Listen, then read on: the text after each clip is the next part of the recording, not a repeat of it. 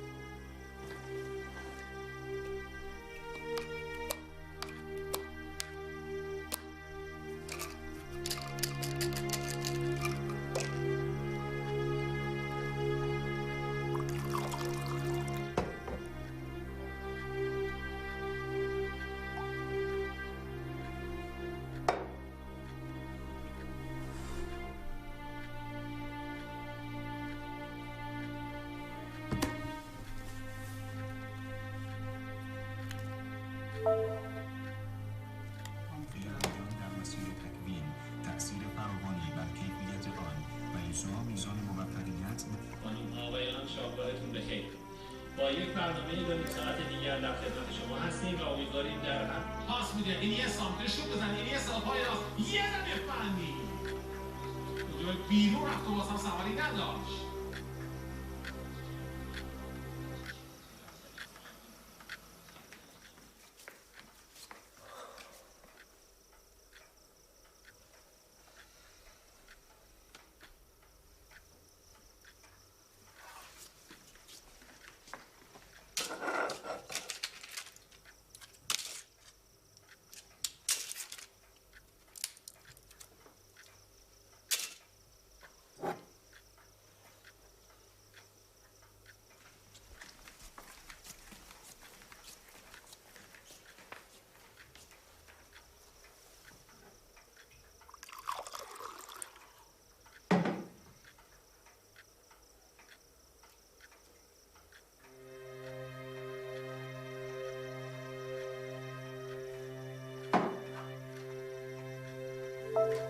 میخوام تو بحث فنی سربارو رو کف صحبت کنم ولی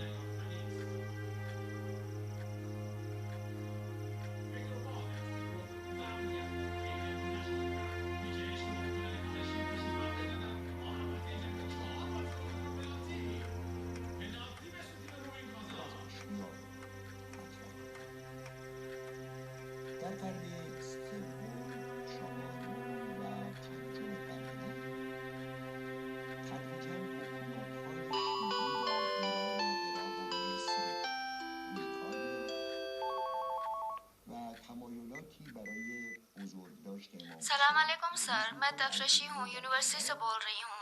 आप सुबह की क्लासों में तशरीफ नहीं लाए। मैं जानना चाहती हूँ कि शाम वाली क्लास में भी तशरीफ नहीं लाएंगे।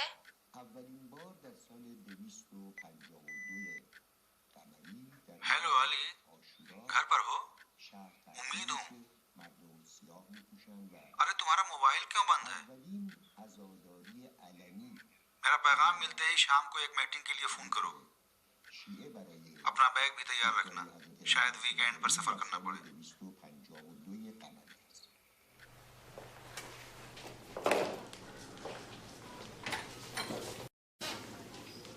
यही कि जब बिस्तर पे जाता हूँ हजारों तरह के ख्यालात दिल में पैदा होते हैं। नींद की ये गोलियां नींद लाने के बजाय जगाए रखती हैं। अच्छा, तो रात में एक ही गोली खाते हो ना? कभी कभी 3-4 खा जाता हूँ। मैं समझता हूँ कि मेरा बदन इन दवाओं का आदी हो गया है। दवा बदलना पड़ेगी। मैं समझता हूँ कि तुम्हें ये गोलियां नहीं खानी चाहिए। अगर दवा रोक दूंगा तो मुझे असलन नींद ही नहीं आएगी। मैं समझता हूँ कि मेरा बदन इन दवाओं का आदी हो गया है। मैं न्यूरोलॉजिस्ट हूँ। जो दवाएं मैंने तुम्हारे लिए तजवीज़ की हैं वो तुम्हारी जिस्मानी और नफ्सियाती मुश्किलात को मद्देनज़र रखकर हैं। अच्छी बात यह है कि मुझे तुम में जिस्मानी मुश्किलात नज़र नहीं आती, बल्कि तुम्हें नफ्सियाती प्रॉब्लम है।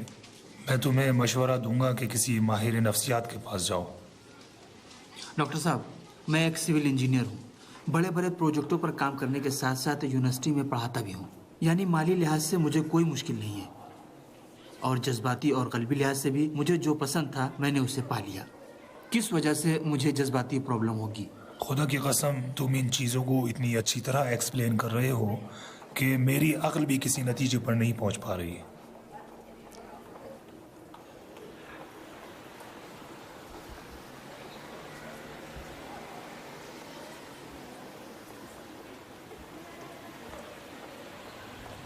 अस्सलाम वालेकुम सर। अस्सलाम वालेकुम सर।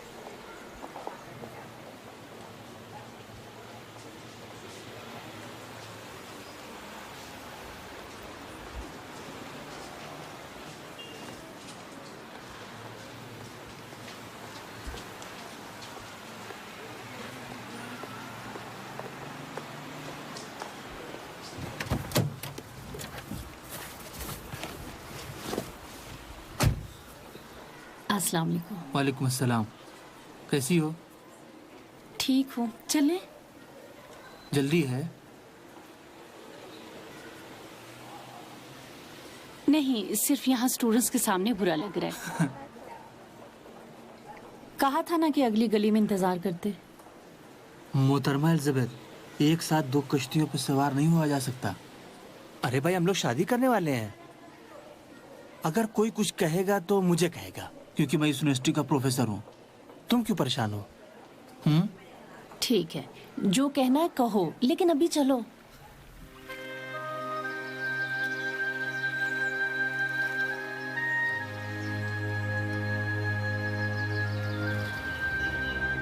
आखिरी बार हम कब यहाँ पर थे? बहुत पहले। लेकिन मुझे लगता है कि 1 हफ्ता हो रहा है। फिर तो तुम्हारे लिए बहुत मुश्किल था ना? अली, मैं समझती हूँ हमें इतनी जल्दी फैसला नहीं करना चाहिए। किसके मुताल्लिक? अपनी शादी के बारे में। तुम्हारी नजर में या तुम्हारे अब्बा की नजर में जल्दी फैसला ना करूं? मेरे अब्बा का कहना है कि चाहे अभी मेरा ईसाइयों ना तुम्हारे लिए अहम ना हो, लेकिन बाद में पश्चिमान हो जाओगे।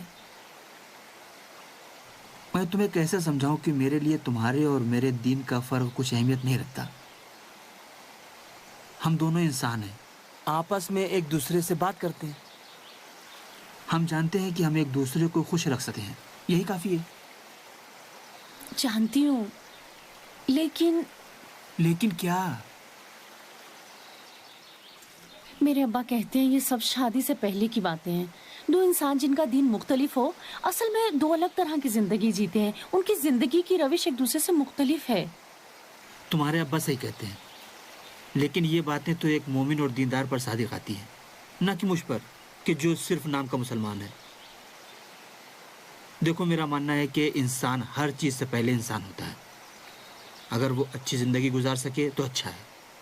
इंसान होना काफ़ी है। इस बात से क्या लेना देना कि उसका दिन क्या है। मैं जानती हूँ और तुम्हारी बात भी मानती हूँ, लेकिन मेरे अब्बा कहते हैं तुम बाद में आज की बात पर पछतान हो जाओगे। पछताऊंगा क्यों? मेरे अब्बा की नज़र में तुम मोमिन इंसान हो। अगर ऐसा ना होता तो कभी इराक जाकर करबला के रोजे के लिए काम ना करते। एलिजाबेथ, मैं सिविल इंजीनियर हूँ, मेरा काम ही यही है। मेरे लिए कोई फ़र्क नहीं पड़ता करबला में कोई हरम हो या सामर्रा में या दुनिया के किसी भी कोने में कोई टावर हो। क्या ऐसा नहीं है? नहीं तो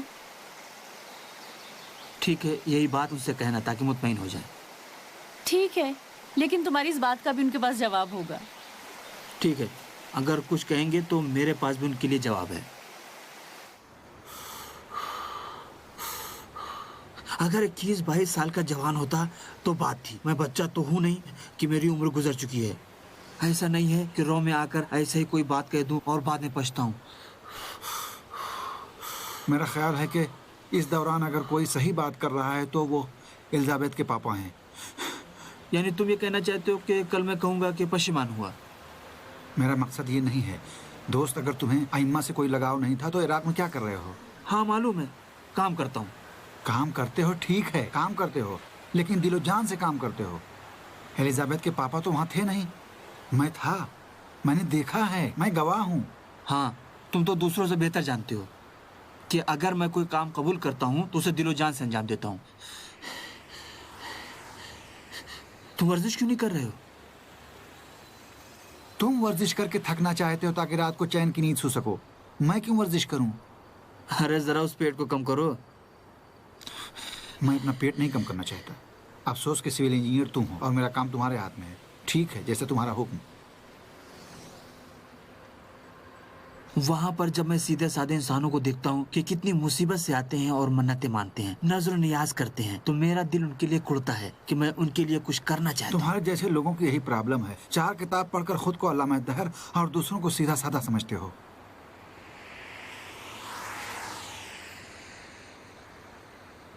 मैं ये दावा नहीं कर रहा हूँ कि मैं अल्लामा दहर हूँ और दूसरे सब जाहिल हैं, लेकिन मेरी नज़र में जो लोग कायनात के मुअम्मे का हल चाहते हैं वो आसान जवाब के चक्कर में दिनों मजहब और इन जैसे वसीलों का सहारा लेते हैं। इंजीनियर साहब, तुम जो इतना घुमा फिरा कर बात कर रहे हो, बताओ किस नतीजे पर पहुंचे? मैं कभी ये दावा नहीं करता कि उसका जवाब मैं जानता हूँ, लेकिन 21वीं सदी का इल्म ऐसे बहुत से सवालों का जवाब दे रहा है। आलिमिया, जवाब तुम्हारी नज़रों के सामने है। नहीं जानते तो अपने अतराफ पर नज़र डालो और देखो ये पेड़ पौधे, कुदरती मनाजिर, मिट्टी के नीचे से बाहर आने वाला पौधा मुआजिज़ा नहीं है? अगर गौर से देखोगे तो दुनिया का मुअम्मा तुम्हारी समझ में आ जाएगा। खुदा हाफिज। कहाँ? देखो, अभी हमने काम के मुतालिक बात नहीं की है। छोड़ो, कल बात करेंगे। 5 किलो वजन कम हो गया भैया। खुदा हाफिज।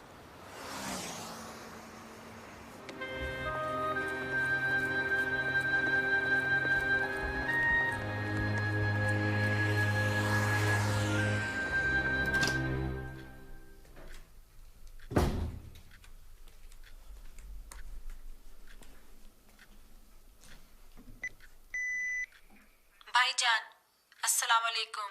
कैसे हैं आप? ईरान में हैं? एक फ़ोन करके अपनी खैरियत तो बता देते। कल रात मैंने अम्मी और अब्बा को ख्वाब में देखा। अब्बा कह रहे थे कि अली से कहो मेरे लिए कुरान पढ़े। किसी जुम्मे को वक्त निकालो, चलते हैं कब्रिस्तान। कम से कम वहीं तुमसे मुलाकात हो जाएगी। भाईजान, आपके लिए मैं बहुत परेशान हूँ। बच्चे भी आपको सलाम कह रहे हैं। खुदा हाफिज।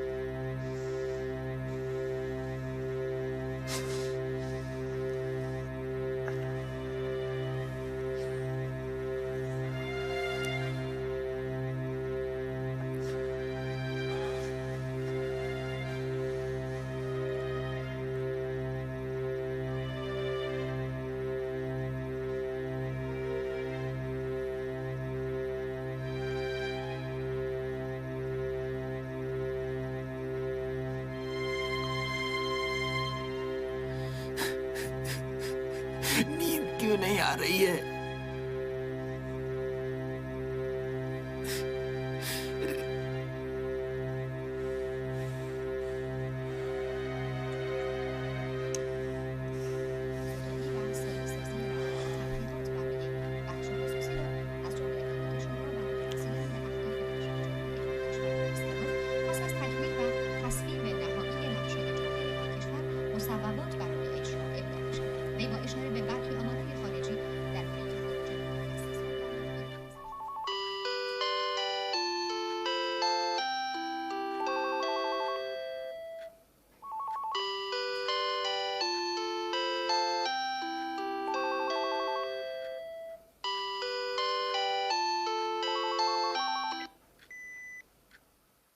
हेलो अली, उम्मीद हूँ।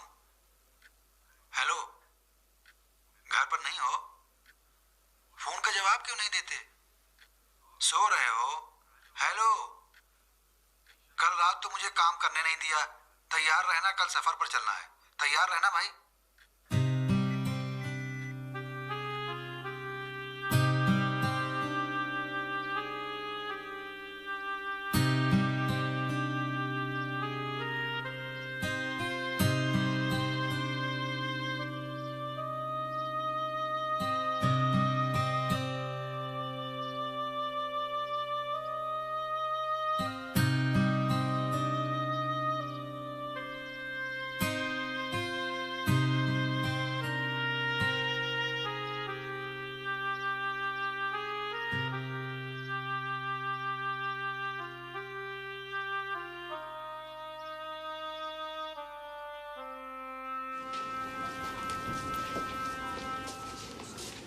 हाँ, बाहर शॉपिंग के लिए आई हूँ।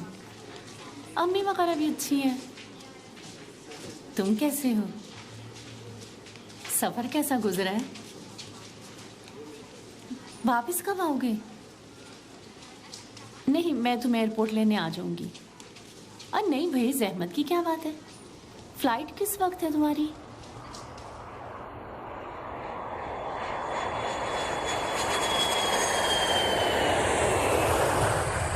हाँ, चाबी?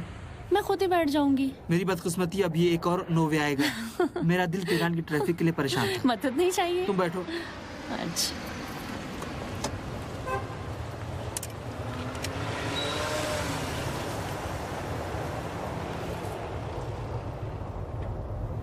और सुनाओ भाई। 2 हफ्ते तक तुम्हारी कमी खली, सोया, खाया और काम किया। बहुत अच्छी बात। क्या अच्छा है? यही कि जब भी तुम इराक जाते हो तो तुम्हारी हालत बहुत अच्छी हो जाती है। रात को अच्छी तरह सोते हो, लगता है वहाँ बहुत अच्छी गुजरती है। पता नहीं इराक में क्या रखा है जो तुम पर इतना अच्छा असर पड़ता है। तुम क्या समझती हो? क्या बताऊं? नहीं मैडम, कुछ नहीं है। मैं वहाँ जाता हूँ तो माहौल में खो जाता हूँ। माहौल में खो जाते हो? क्या मतलब? माहौल में खो जाता हूँ यानी माहौल में गुम हो जाता हूँ। मजाक नहीं कर रहा हूँ, वहाँ की फिजा ही ऐसी है।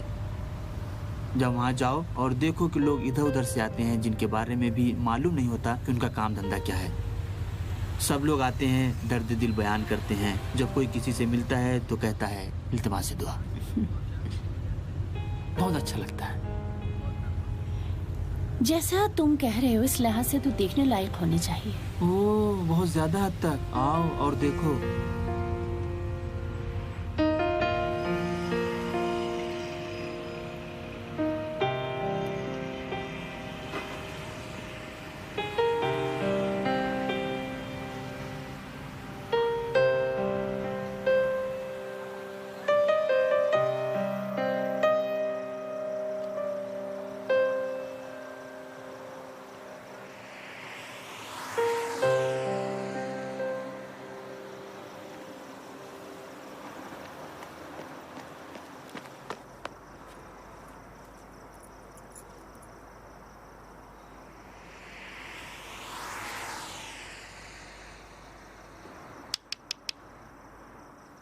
तुम आराम से हो?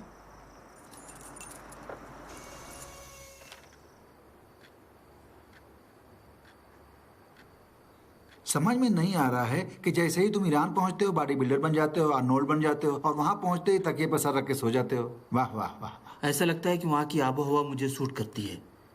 तुम्हें तो पता ही नहीं कि मेरा खाना पीना भी बेहतर हो जाता है। यहाँ पर मुझे एक तरह का इज़्तिराब रहता है जो वहाँ नहीं रहता। ऐसा ही है भाई, ऐसा ही है। इलाही कुर्बान जाऊँ, वो सामिरा है भाई, सामिरा है। उसका नाम ही बाबरकत है। सामिरा यानी खुशी, यानी सुरूर, हर दवा से बेहतर है, सुकून पहुंचाता है। वहाँ पहुँचते ही तुम्हारी हालत बेहतर हो जाती है। जब इमाम हसन अस्करी के हरम की मरम्मत करते हो तो तुम्हें सुकून मिलता है, सरासर तस्लीम होते हो, परवास करते हो, परवास। तुम्हारी इसी सादगी की वजह से तुम्हारे साथ काम करने को दिल चाहता है। अच्छा आशिक मियाँ, आपके पास आने का मकसद प्रोग्राम बनाना है। 2-3 दिन के बाद हमें सफ़र पर जाना है।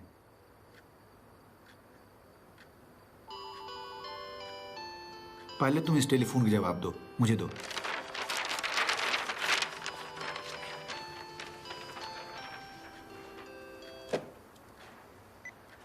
हेलो, वालेकुम अस्सलाम। क्यों रो रही हो? क्या हुआ एलिजाबेथ? आराम से बताओ, धीरे धीरे बताओ।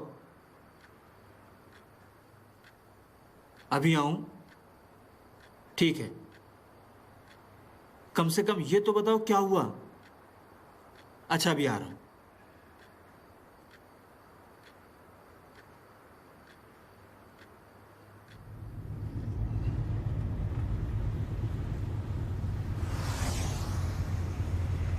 एलिजाबेथ,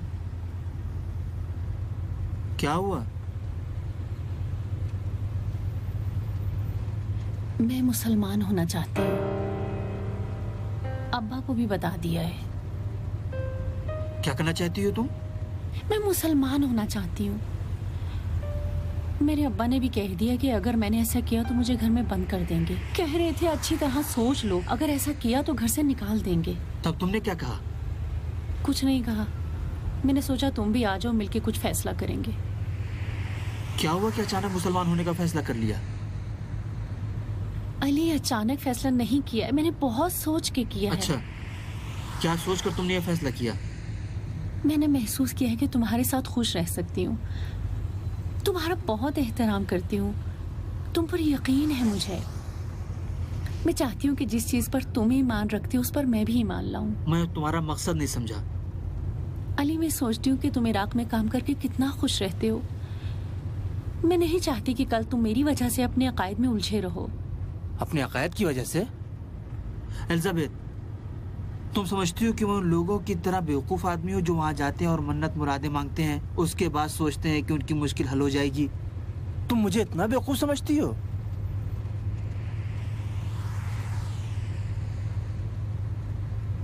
यानी तुम अपने इमामों पर एतकाद नहीं रखते? नहीं, मैं सिर्फ अल्लाह को मानता हूँ। तुम क्यों इस तरह अहमकाना सोचने लगी? क्योंकि तुम क्यों अपने घर वालों के सामने मेरी बेइज्जती कर रही हो? मैंने महसूस किया कि तुम इस सफर में एक बहुत अच्छी चीज का तजुर्बा करते हो। एक ऐसी चीज का तजुर्बा जिसमें मैं भी तुम्हारी शरीक बनना चाहती हूँ।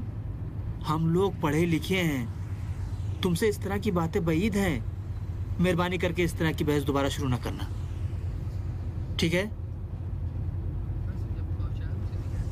ठीक है? ठीक है। आप बचकाना हरकत ना करना।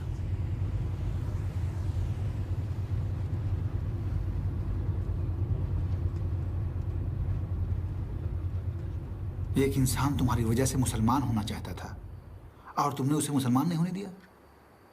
हाँ, एलिजाबेथ ने जज्बात में आकर फैसला किया था। एक तरफ बाप का दबाव और दूसरी तरफ जज्बात, बचकाना जज्बात की वजह से बेचारी ने फैसला किया। नहीं तो एक दिन में कोई आदमी अपना दीन तब्दील नहीं करता। तुम्हारी बात बजा है कि मार्फत ज़रूरी है, लेकिन इसमें भी कोई हिकमत होगी अली मियां, क्या ये नहीं समझते?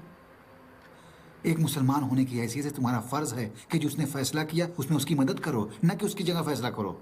मैं तो सिर्फ नाम का मुसलमान हूँ, मैं उसकी मदद कैसे कर सकता हूँ? यही बात है जो तुम्हारी समझ में नहीं आता। तुम नहीं जानते, शायद इसी मदद की वजह से बहुत सी चीजें तुम्हारे लिए वाज़ेह हो जाएं।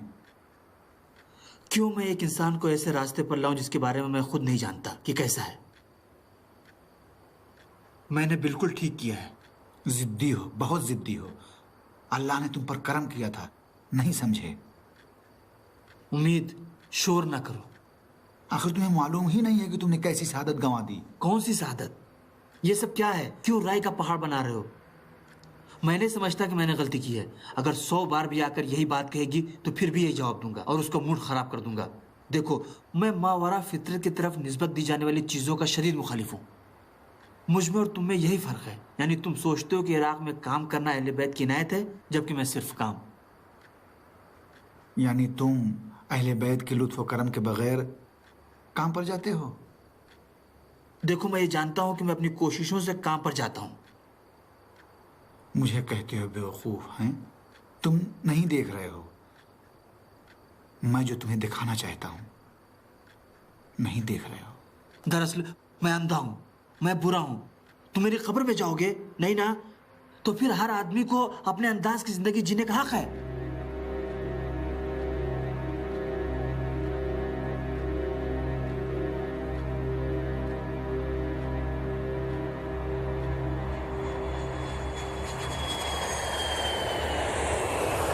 हेलो उम्मीद। नहीं यार, कहाँ जा सका, फ्लाइट कैंसिल हो गई। क्या करूं? इराक में बम धमाके की वजह से सारी फ्लाइटें कैंसिल हो गई। ठीक है, मैं घर जा रहा हूं, तुम खुद ही बता देना। खुदा हाफिज। बस से रास्ता थोड़ा लंबा हो जाएगा, लेकिन मुश्किल नहीं है। अंग्रेजों के बकौल इट्स इजी। देख रहा हूं कि अंग्रेजी की क्लास का फायदा हो रहा है। माशाल्लाह, इतना बड़ा प्रोजेक्ट और तुम एक जहाज का बंदोबस्त नहीं कर सकते? जहाज फर्स्ट क्लास ठीक है। मैं इकोनॉमिक क्लास पर भी राजी हूँ। अलीमिया, मैं तुम पर कुर्बान। मैं तुम्हारे लिए चार्टर्ड प्लेन का इंतजाम तो नहीं कर सकता। तुम तो रात में दौड़ना पसंद करते हो। यकीन करो, बहुत से लोग वहां तक दौड़ते हैं, तुम भी दौड़ो। मजाक कर रहा हूँ। बहुत से लोग जमीनी रास्ते से जाते हैं, तुम भी जाओ। पहुंचने के बाद हमारे लिए दुआ करना।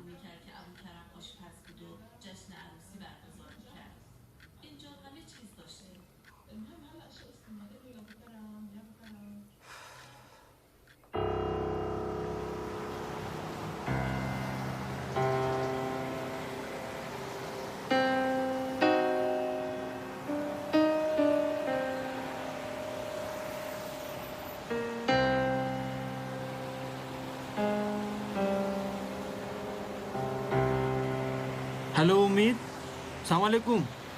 नहीं भाई, मैं पहुंचा और कारवां जा चुका था। नहीं मालूम, कह रहे थे कि तुम्हारे आने से पहले सीटें, मैं कह रहा हूँ कि कह रहे थे कि तुम्हारे आने से पहले सीटें फुल हो गई और कारवां चला गया। खुदा की कसम क्या मालूम। खुद ही मामले की कार्रवाई करो और बताओ। ठीक है।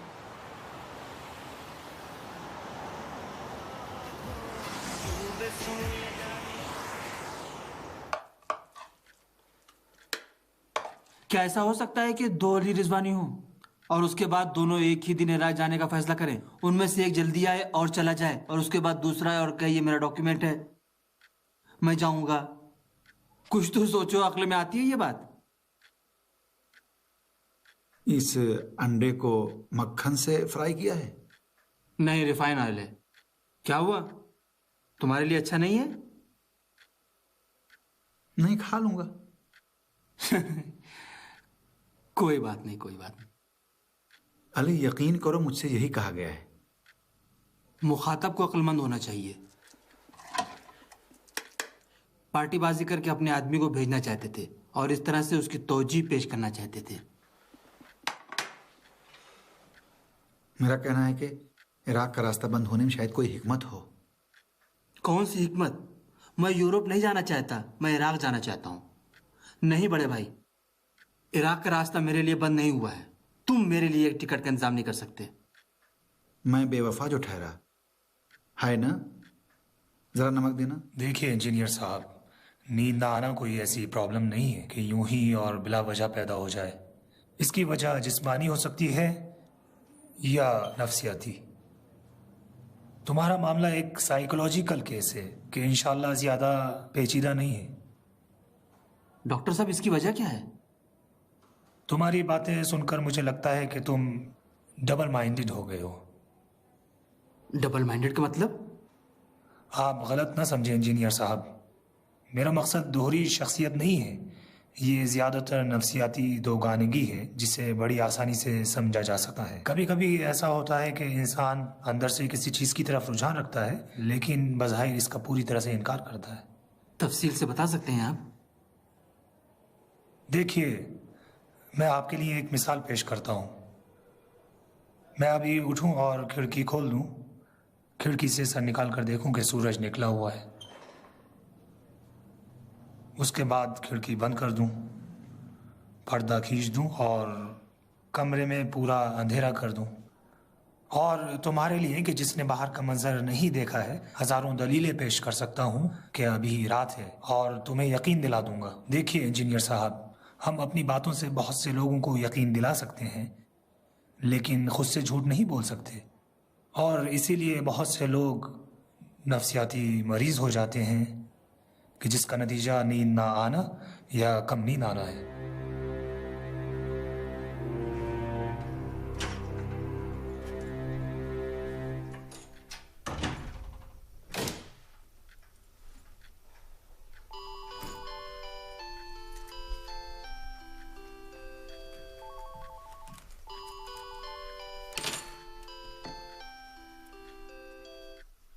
हेलो भाईजान, सफर पर गए या अभी ईरान ही में हैं? भाईजान, क्या घर पर नहीं हैं? अगर अभी तक नहीं गए तो मुझे कुछ मंगाना है।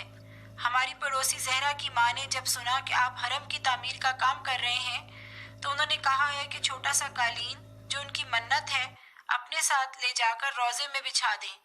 कह रही थी कि जवानी में खुद ही बुना था, अगर लेते जाओगे तो सवाब होगा और अगर जा चुके हो तो इंशाल्लाह अगली बार ले जाना। अपना ख्याल रखना। खुदा हाफिज। अस्सलाम वालेकुम, मैं उम्मीद हूँ। मैं तुम्हें ये बताना चाहता हूँ कि इंशाल्लाह परसों सफर के लिए तैयार रहो। मैं खुद आकर के तुम्हें सवार कराऊंगा ताकि कोई मसला पेश ना आए। पैगाम मिलते ही एक फोन करो ताकि हम आम कर लें। खुदा हाफिज।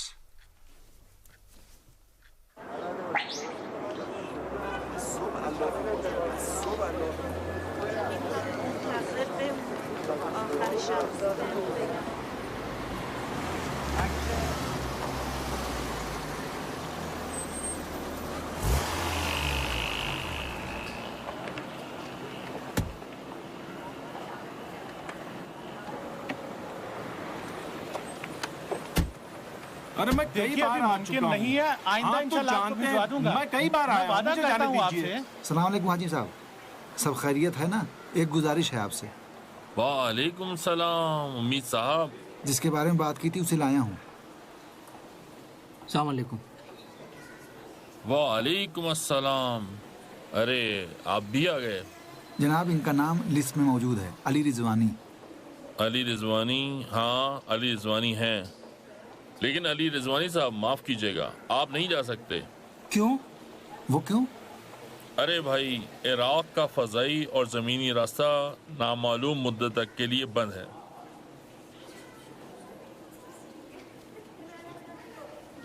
कितनी बदकिस्मती है। आपका बहुत बहुत शुक्रिया। न जाने क्या मसलहत है। अब हम क्या करें? सब कुछ ठीक हो जाएगा, हरगिज परेशान मत हो।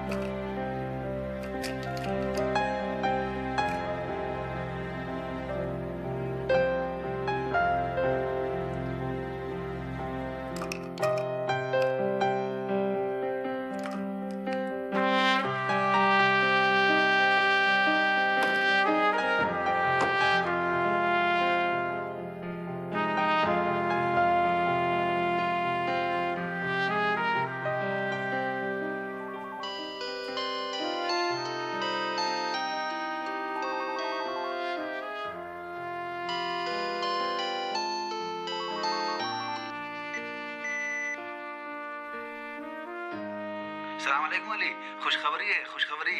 कल रात इराकी कौंसल से मुलाकात हुई, तुम्हारा मामला उससे बताया, तुम्हारा काम हो गया। सिफारत से कोई आज इराक जाने वाला है, वो तुम्हें अपने साथ ले जाएगा। मौला ने तुम्हें बुला लिया।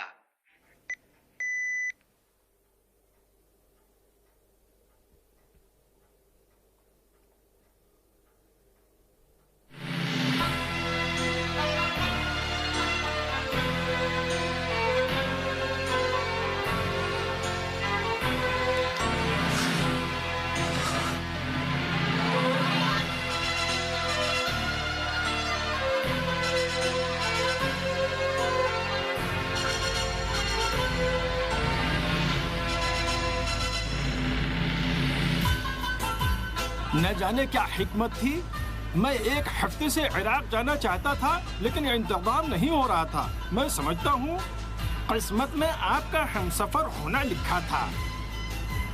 इंशाअल्लाह सब खैर है। इंशाअल्लाह।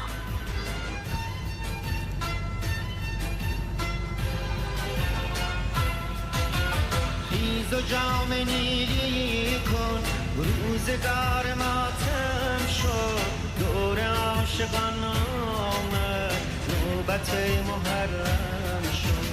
پای خون دل وا کن، دست موج پیدا کن، رو به سوی دریا کن، ساحلی فرا.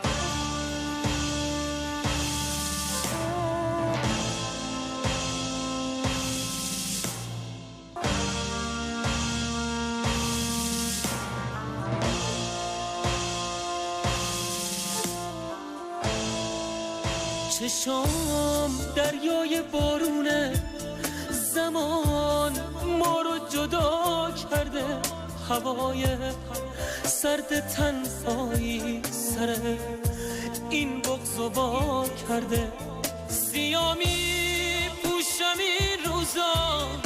میشم همرنگ شهر غم تو این روزا دلم میخواد بمیرم پای تو هر دم واسه فهمیدن حالت باید دریایش حالم باید از تشنگی رد شم به این احساس میبالم واسه فهمیدن حالت که دلتنگی رو میفهمه باید خالی بشه پشتم چقدر تنهایی بیرحمه